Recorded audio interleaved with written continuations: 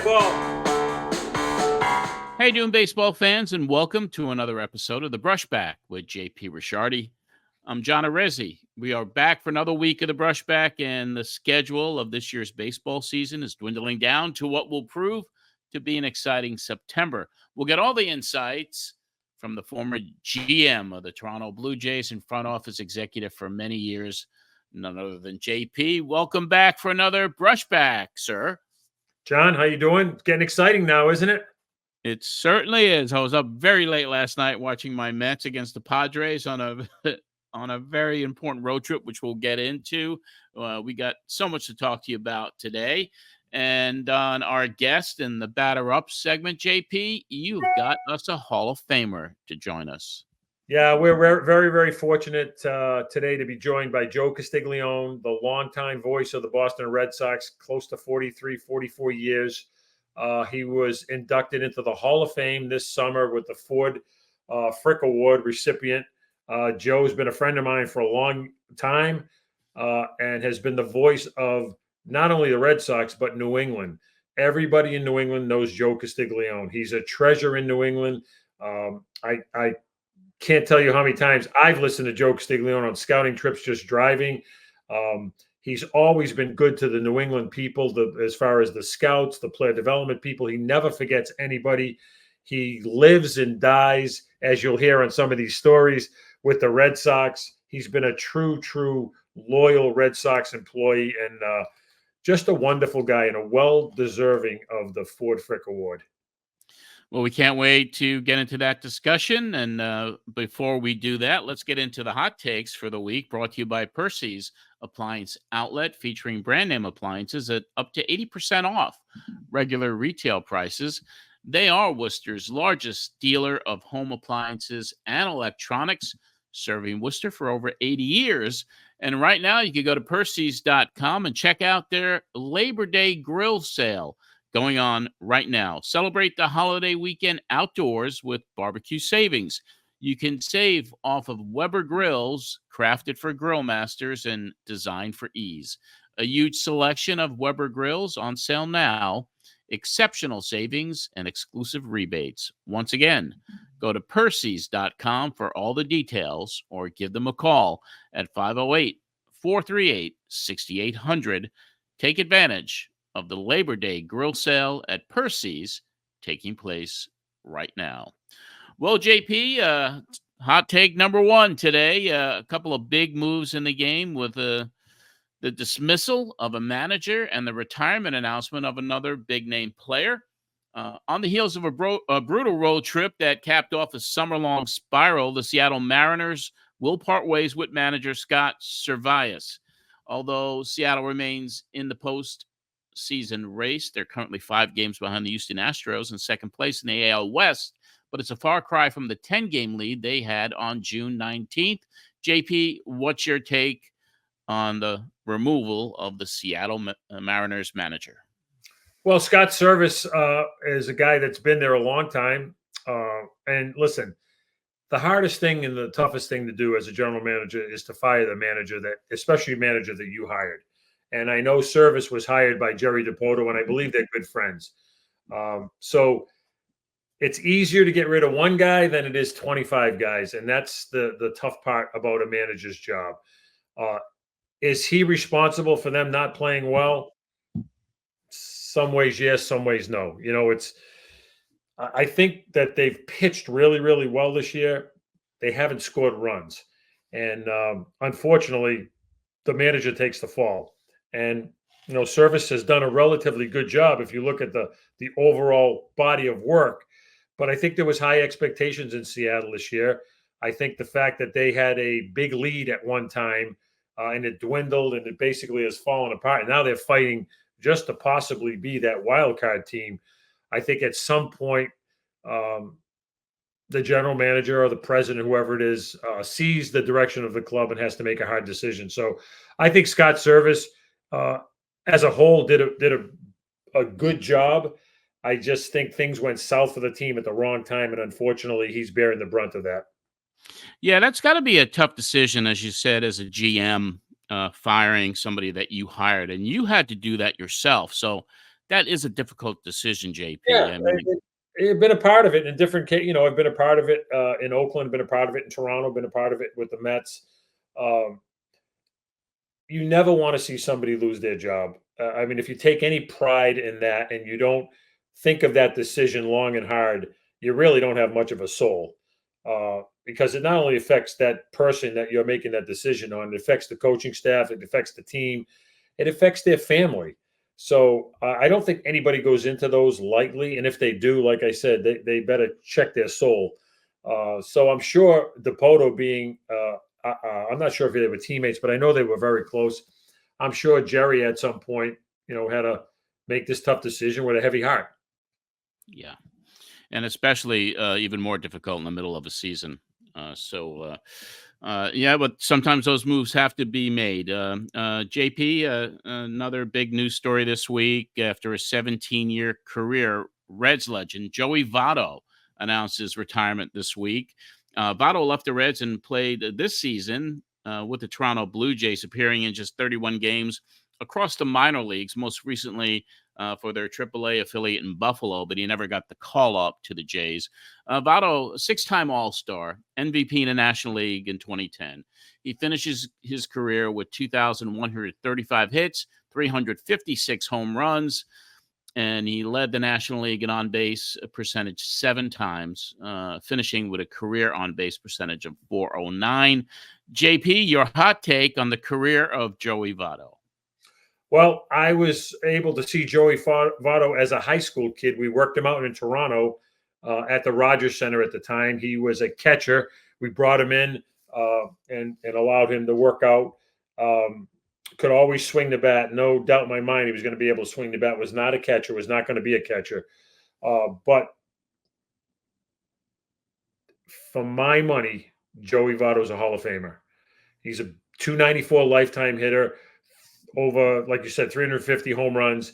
His RBIs are huge. His walks are huge. His on-base percentage is huge. I think those numbers are going to get him in the Hall of Fame because if you compare him to a George Brett, obviously a pure Hall of Famer.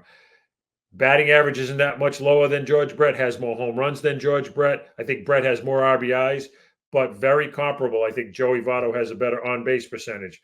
I think Joey Votto's numbers are better than Harold Baines. I think they're better than Phil Rizzuto. I think they're better than Pee Wee Reed. There's a lot of guys in the Hall of Fame that Joey Votto's numbers are going to really surpass. And for my money, I believe he's a Hall of Famer, and he's had an amazing career. And I was able to see his last few games when he played here when I was doing the games on TV in Worcester. And he hit a home run. He got a base hit. And it was nice to see. And I know some of the kids on that AAA team that he played with. And the nice thing about him was they said he was nothing but class, and he treated those kids great. So great career. He goes off into the sunset, and I believe into the Hall of Fame at some point. Yeah, certainly a legend for the Reds over all those years. And I agree with you. I hope that they vote him into the Hall of Fame. Well, JP will be back with another hot take after this word from Percy's Home Appliance Outlet. Percy's Appliance Showroom, featuring a huge selection of the finest brand names from value to luxury at the guaranteed lowest prices. Whether it's an individual appliance or package, buy with confidence with Percy's Price Match Guarantee. Percy's offers exceptional customer service, fast, expert installation, delivery, and removal. For same-day shopping, look for the green in-stock buttons on Percy's.com and available long-term interest-free financing. Percy's, first on Gold Star Boulevard, Worcester. All right, JP, let's talk some Mets baseball. You know how much that means to me for the last hot take of today's show. The Mets, after winning their last 2 series at home versus the Orioles and Marlins, now go to San Diego for the 4-game set. They won the first one last night. I was up late watching it. Then to Arizona for 3, finishing up in Chicago against the White Sox before returning home to take on the Boston Red Sox at Citi Field on September 2nd. The Mets are right now a game and a half behind the Braves for that 3rd National League wildcard spot, 5 games behind both the Padres, or now 4 games behind both the Padres and the Diamondbacks. JP, your hot take on the Mets, you know them well. And if this upcoming 13 games is make or break for the New Yorkers? Well, I'm looking at their schedule as we're having this conversation, John, and I had looked at their schedule earlier, and I thought the challenge for the Mets is going to be what they've already started about a couple of weeks ago. They were already on the West Coast. They had to go back to St. Louis to get a makeup game, then go back to the West Coast. They came home. Now they're back on the West Coast again. So I think this stretch is going to be the determining factor if they make the playoffs. I give them a ton of credit. They got off to such a horrible start. Their pitching is still not great, but they're finding a way every night to compete. They're finding a way to win games. And like you said, they've got the Padres and the Diamondbacks, who are two of the hottest teams in baseball, coming up. And they go to the White Sox, which conceivably should at least be 2 out of 3. Hopefully you sweep them. And then their September is tough. They've got the Red Sox. Yeah, the Reds aren't a great club. The Blue Jays aren't a great club, but they're on the road playing the Blue Jays, so that's always a challenge. And then they end with the Phillies a couple of times. They've got the Braves a couple of times. So the nice thing is they control their destiny. They're playing their best baseball now. The bad thing is some of the teams they have to fight in the last few weeks are direct competition for them for the playoff spot. But you got to tip your hat to them. They've gotten back in the playoff contention. I think they're playing their best baseball, and I think if you're sitting saying, how do I feel about the Mets? My feelings are pretty good about where they can go from here. Yeah, they certainly have surprised some people this season, and we look forward to, I'm going to be watching every single game. So we appreciate that hot take, JP. Well, and the other thing with teams too, John, is you never know when they're going to get hot, and the Mets have started to get hot. And what people forget is it's a long season. Remember, they were panicking a month ago about the Yankees losing 15 out of whatever. Every team goes through a really hot streak, and every team goes through a really bad streak. And it's how you play in between that determines what type of season you're going to have. And I think the Mets had their horrible start, okay in the middle, and now they're playing better. And that's what you want to do. You want to play your best baseball at the end. So, if they were a horse, they're running hot right now. Yeah, and wild card teams, as it was proven several times, especially even last year, wild card team gets in, Arizona Diamondbacks, they make it to the World Series. Anything can happen when a team gets hot. Totally agree with you, and I look forward to the I will say this, not to interrupt you, John, but 83 games got the Diamondbacks in last year. I don't believe 83 is going to get that last team in this year. I think it's going to have to be between 85 and 87. The way these teams are playing right now, they're on pace to – if you look out the schedule and you kind of play it out with wins and losses, it's going to be between 85 and 87, I believe that last team's going to have to get in with. Well, we're going to have an exciting rest of the season to cover right here on the podcast with JP. So plenty more to talk about in the weeks to come. But now it's time for Batter Up with JP, brought to you by the Worcester Bravehearts. And this summer long, affordable family fun could be had at the Bravehearts. They're planning their exciting 2025 right now. The 4-time Futures Collegiate Baseball League champion Bravehearts.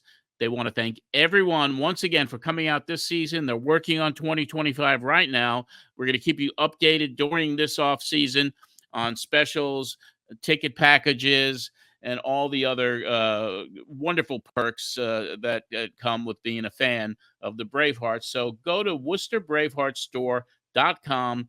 Get some Bravehearts merch, including caps, T-shirts, jerseys, and sweatshirts today.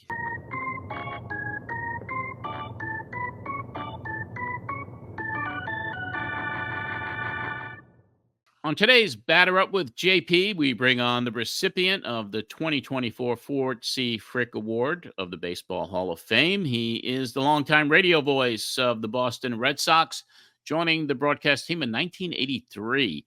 He's an author, professor, a lecturer in the Department of Communication Studies at Northeastern University. Earlier today, JP and I spoke to the Hall of Famer Joe Castiglione. JP, tell us about this guy, and we're going to get into that interview. Well, I think if you listen to Joe, you're going to find out a couple of things. One, he is an icon in New England. He is the voice of the Red Sox, has been for 40-something years, earned his way the old-fashioned way.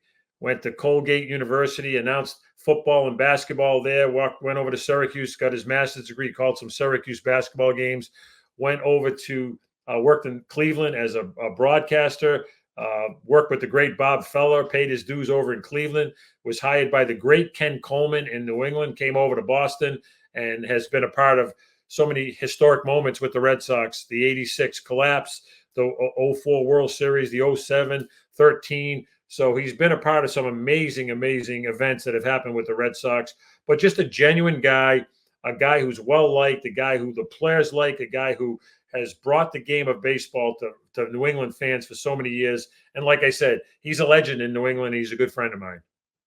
Well, without any further ado, let's get to that interview on today's Batter Up with JP right now. And finally, in 1979, I got my break to do baseball on TV with the Cleveland Indians. A 40-game schedule in those days, pre-cable days.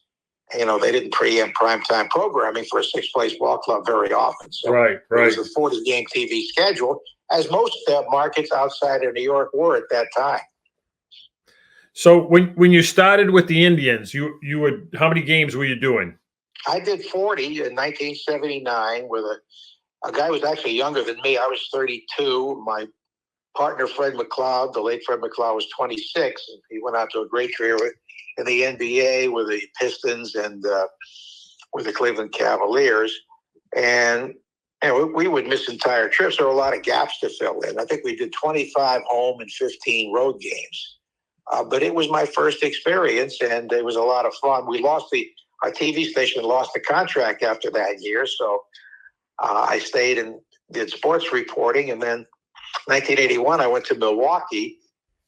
This was called Select TV. It was before the city was wired for cable, and I did TV games there, although not very many because it was the strike year of 1981. I think they were out for 2 months.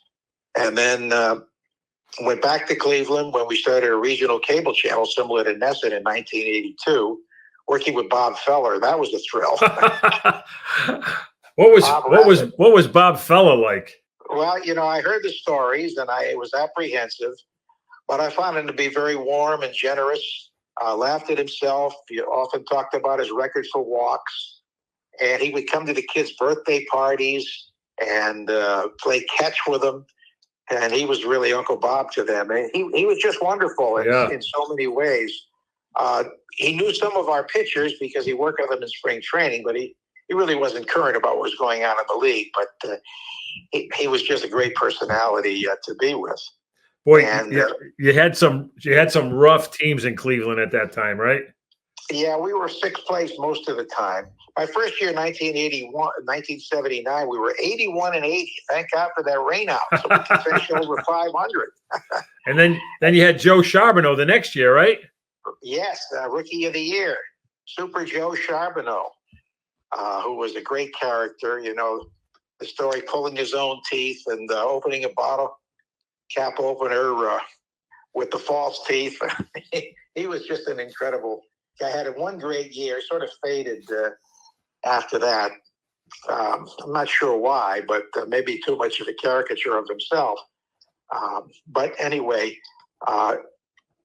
after that 82 season, I was working with Casey Coleman at Channel 8 in Cleveland in television. He told me his dad, Ken, needed a partner for the 1983 season because his partner, John Miller, was leaving to go to the Orioles. So it was a great opportunity for me. I sent a tape in, and I didn't really know Ken personally. I'd heard him for many years doing Red Sox games. Before that, Cleveland games, Ohio State football.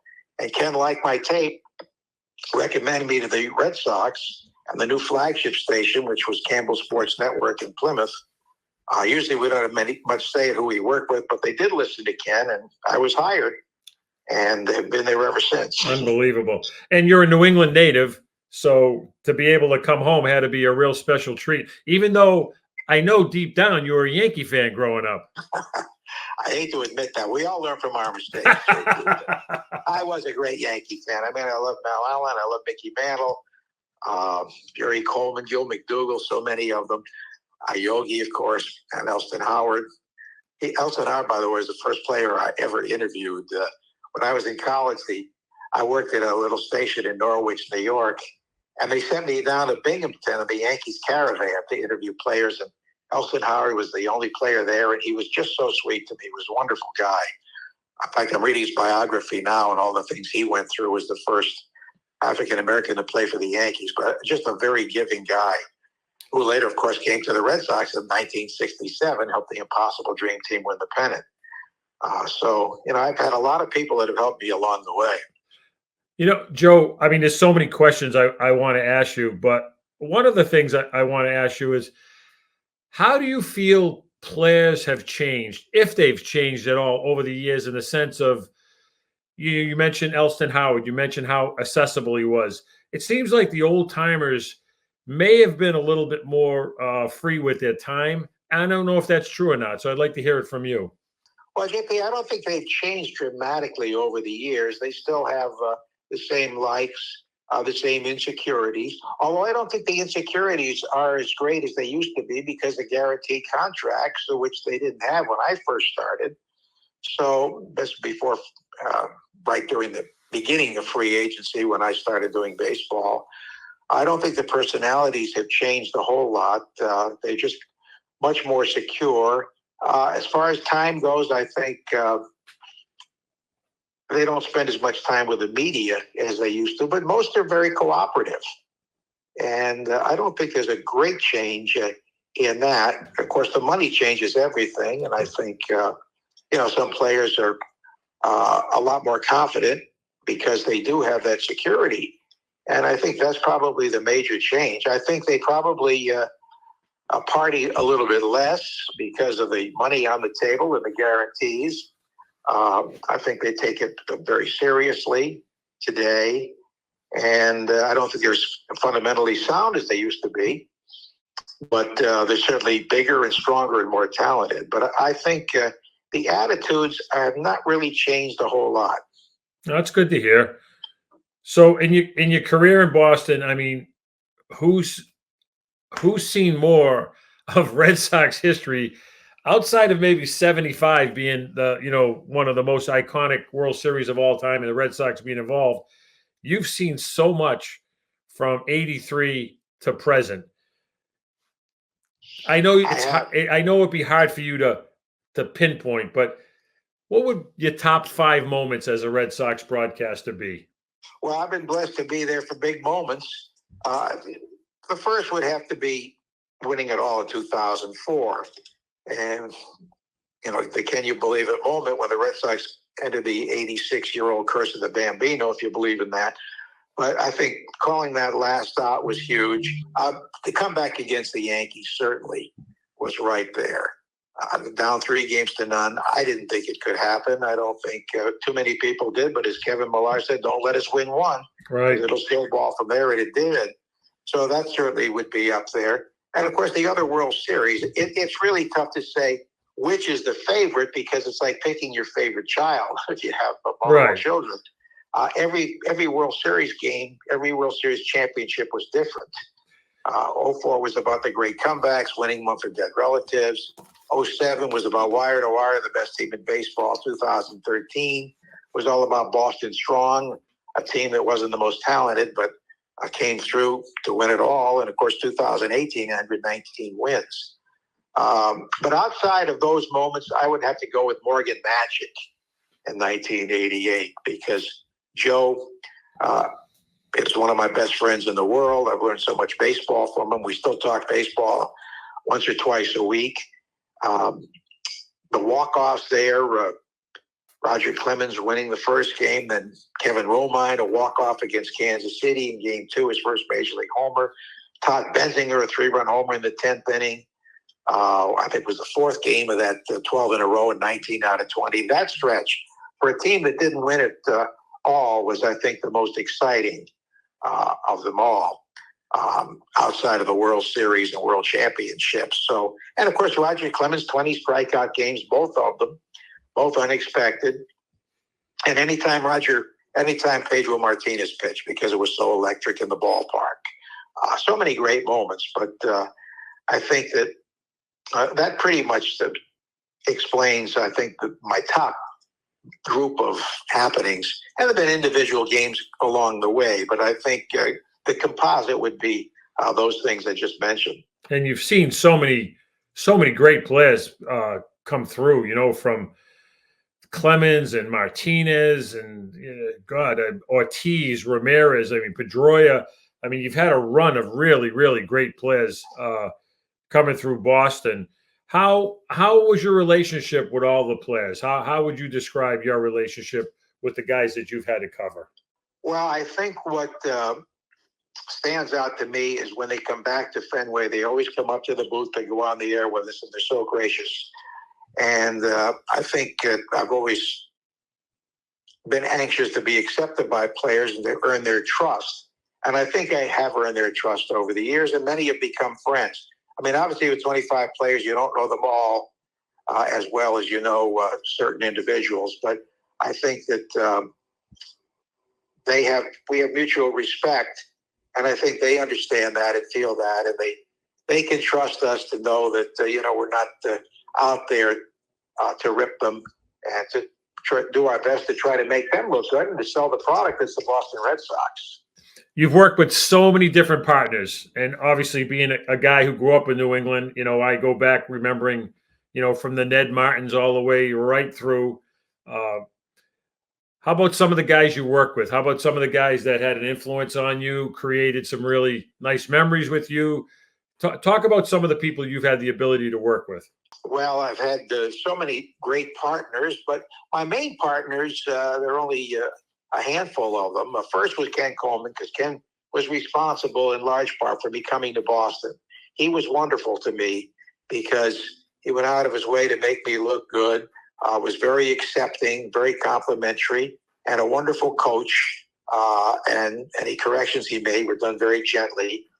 And during that first year or two, Johnny Pesky would come up to the booth. Johnny had a lack of stamina as a coach because I believe it was something like it was a digestive situation. He was very underweight, but he couldn't stay on the coaching line, so he'd come up to the booth and sit in with me. And when Johnny liked me, he told the whole world. I think that really helped me get accepted. I had 7 wonderful years with Ken.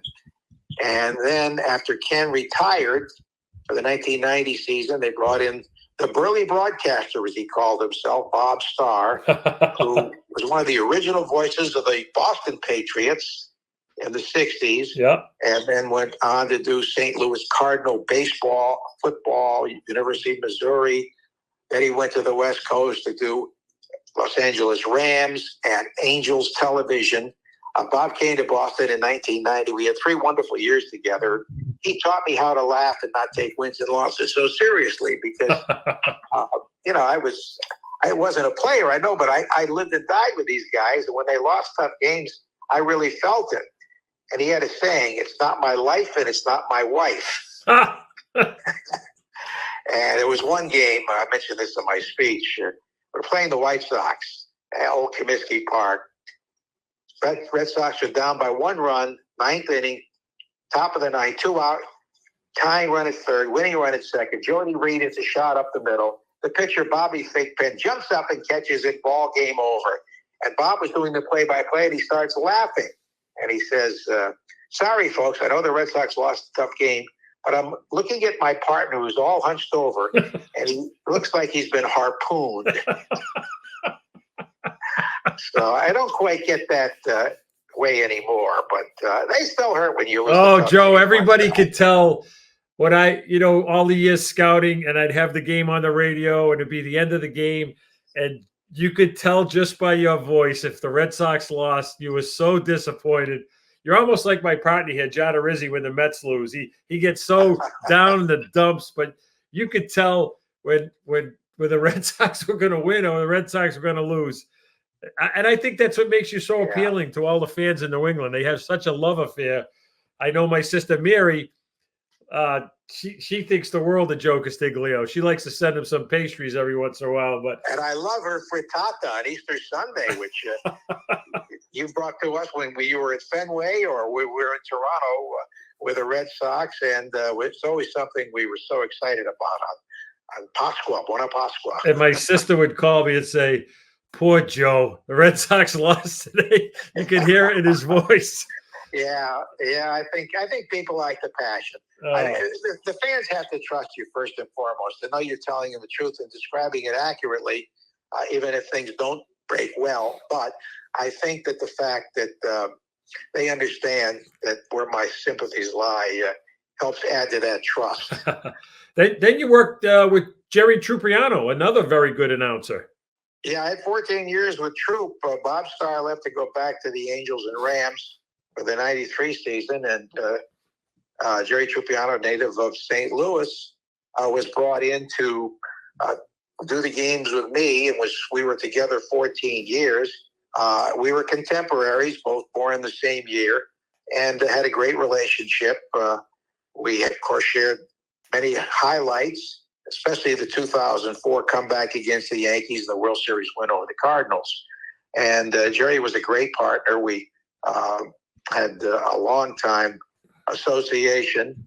And after he left, Dave O'Brien and Glenn Gefter came in for 2007, which was a World Championship year. Dave and I wound up doing 9 years together on radio, and we had, I thought, outstanding chemistry. We blended well. Then he went on to TV. Glenn Gefter did the 1 year, was our media relations director, and then went on to the Marlins, where he broadcast for, I believe, 15 years. And, the list went on from there after that period with Dave. Tim Neverett came from the Pirates, and we had 3 great years, 16 through 18, won the division each year. And, of course, at 18, won it all. And he was there to pick me up off the floor when I fell out of my chair, describing Andrew Benintendi's game-saving catch at Houston in Game 4 of the 2018 ALCS, the diving catch. So, Joe, you have to tell our fans, for those who have no idea what you're talking about, what happened on that call. Well, the game was on the line. Red Sox had a 2-run lead. The bases were loaded, 2 out. Alex Bregman up against Kimbrel, and he hit a line drive to left center. And if the ball gets down, it's tied. If it goes by the left fielder, 3-run score, and the Astros win. Benintendi comes in, dives, makes the catch, and I went to stand up. I was sitting in a chair that had wheels, and the chair went one way, and I went the other, ended up flat on my back with a microphone, a headset right over my mouth. So you could tell I was a little off mic, but I still was able to say, did he catch it? Yes, he did. Can you believe it? The Red Sox win. Of course, they won the next day and went on to the World Series, where they beat the Dodgers in 5 games. But I was literally on the floor, and Tim helped me up. And I admitted right away that I was on the floor. And after that, the next day I was on with Dan Patrick and all these talk shows, people having a good laugh at my expense, which was okay because we won the game.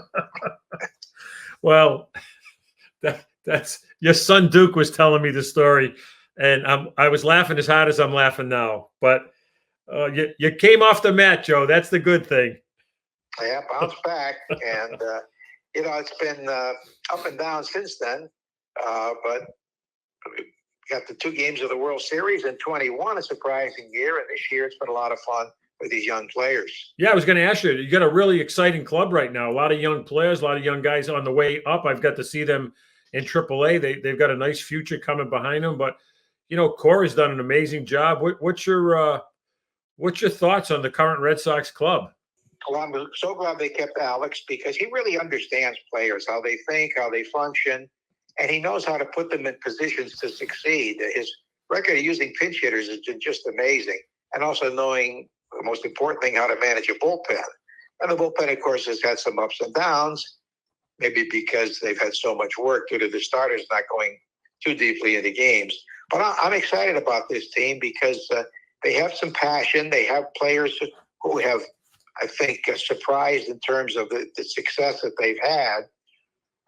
Some very strong everyday players. I think that Willie Abreu is going to be a fixture in right field for a long time. He's got great strike zone discipline, a great arm. He's an excellent outfielder. And David Hamilton is surprised, a great speed.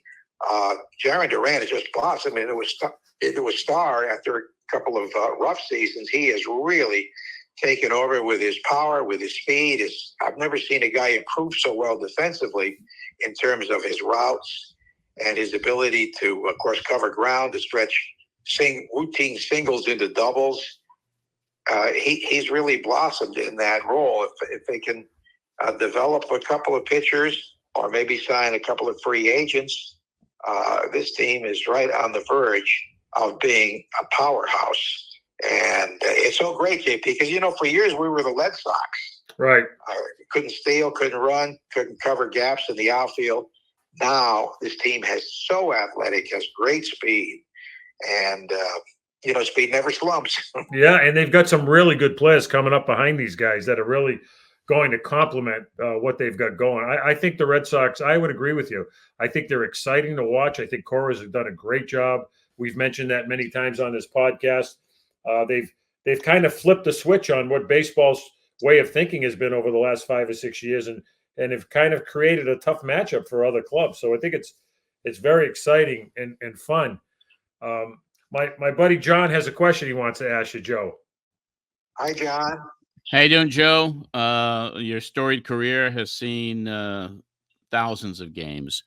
I wanted to ask you about the Yankees and Red Sox rivalry, how intense it used to be, the hatred that existed between the two ball clubs. I mean, there were so many brawls, Pedro Martinez knocking down Don Zimmer. And it seems like over the years, especially in the last 5 to 10 years, that rivalry has kind of been tempered a little bit. So tell us your memories about that intense rivalry and where it stands today between the Sox and the Bronx Bombers. Yeah, I think you're right, John. It's gone up and down in terms of the heat. When I was a kid, a Yankee fan, the Red Sox were just another team because they were not very good other than Ted Williams. And then Yaz came along. I think it intensified in the 70s with Carlton Fisk and Thurman Munson and everything that happened with Bill Lee and the fight and all that. And, it's waned up and down, became very intense around 2003 when the Yankees won on the Aaron Boone walk-off, and 2004, of course.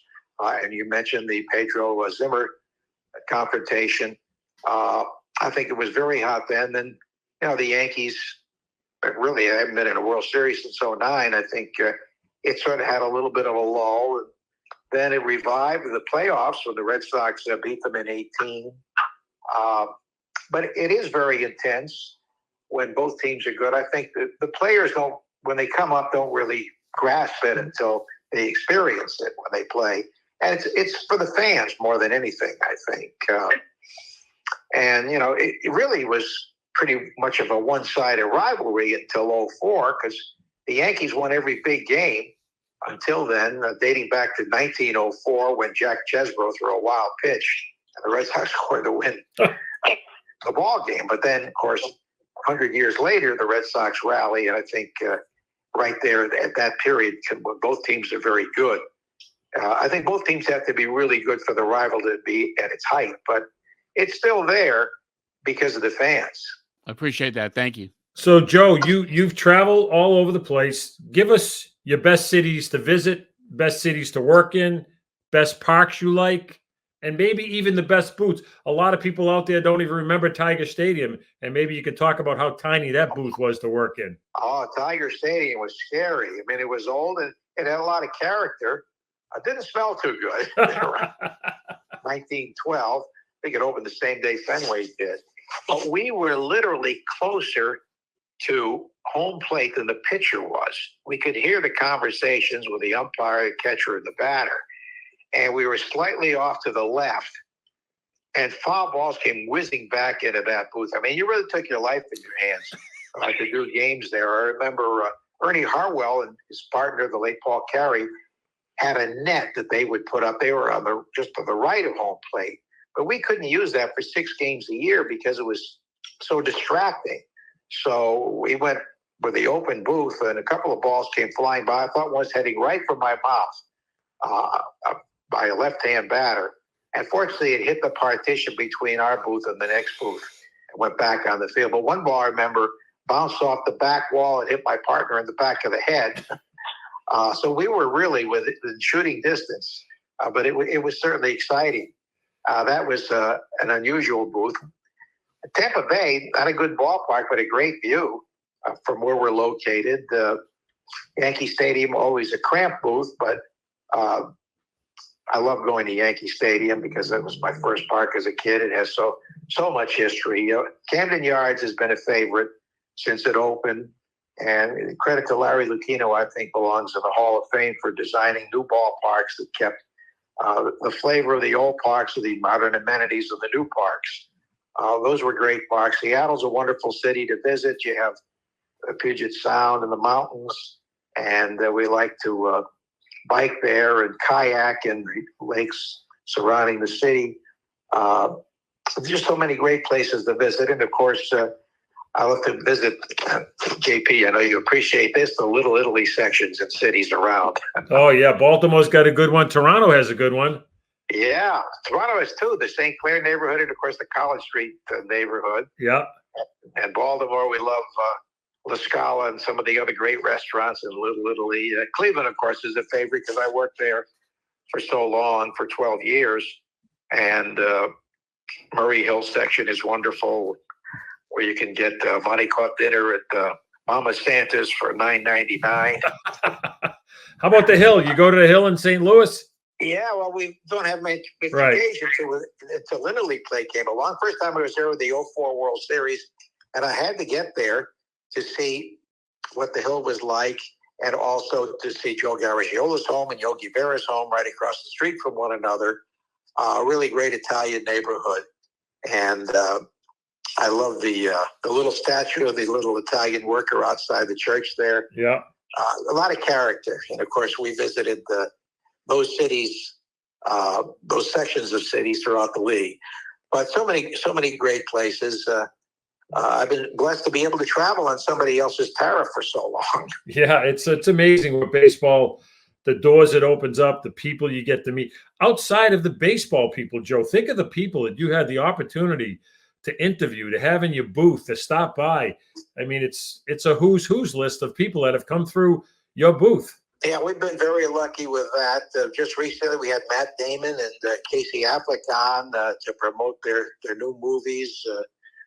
And we've had so many government leaders, mayors. But what I like the best, though, is coming up to the booth of the alums when they come up. Yeah.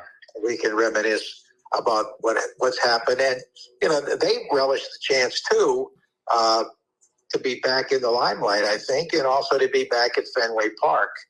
But we have been blessed to meet many, many great people over the years. I mean, we've been to the White House when we won in 2018, and that was so great to meet not only President Obama, but also Vice President Biden at the time. And, of course, in 1986, we had a wonderful lunch there in the Roosevelt Room right outside the Oval Office with the Secret Service people. We were there with Don Baylor and Mike Greenwell and Roger Clemens, who was pitching that night, and Al Nipper and Ken Coleman. And we were having lunch with the Secret Service, and Vice President Bush comes in, Bush the first, 41st president, which was wonderful. We thought, well, that's the highlight. And we were about to finish dessert, and here comes Ronald Reagan. And he starts telling baseball stories about the movies, where he played the great Grover Cleveland Alexander, and he was describing what happened on the set, and also his play-by-play work at WHO in Des Moines, where he was doing Chicago Cubs baseball via recreation, and how he had to ad-lib when the ticker calling balls and strikes went down. And he said he described fights in the stands with kids, and he had the batter hitting foul ball after foul ball. I believe it was Billy Jurgis. Then the wire came back and said,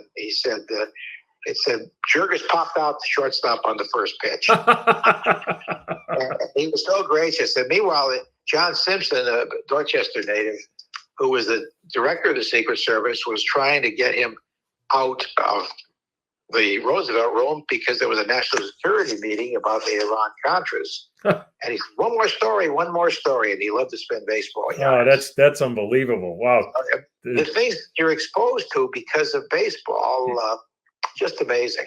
So you've had a great career. You're still, like Tom Jones told the story that he met Michael Jackson, and Michael Jackson said to him, you had a great career. And Tom Jones said, having a great career. So I say the same with you. You're having a great career. How much longer do you think you're going to go? Not very long. I'm weighing that right now. I cut back to 90 games last year, 65 home, 25 on the road. I still love it. But, I still owe some time at home.